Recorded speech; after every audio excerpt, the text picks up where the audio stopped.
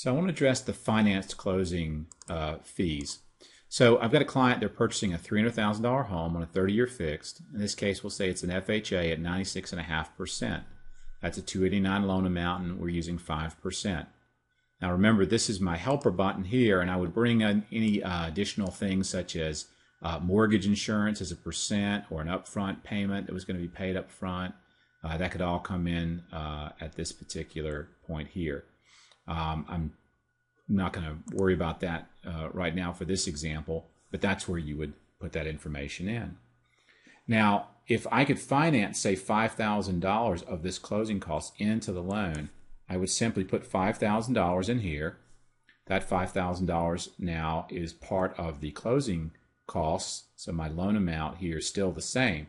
But if I click Add to Loan Amount, then what it's going to do is it's going to add that $5,000 to my loan. So I'm essentially financing in, and my loan jumps to $294,500, which is really 98.2%.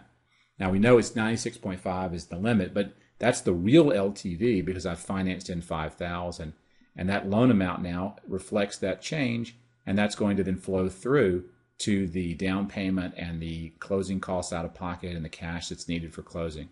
So it'll flow right through to my transaction. So if there is any money that you're financing in, you simply put that here and add it to the loan amount, and then double check and make sure that this looks correct in terms of your loan amount, LTV, and your rate. Everything else should flow through normally. Your points, your closing costs, the debts that are being paid off, etc.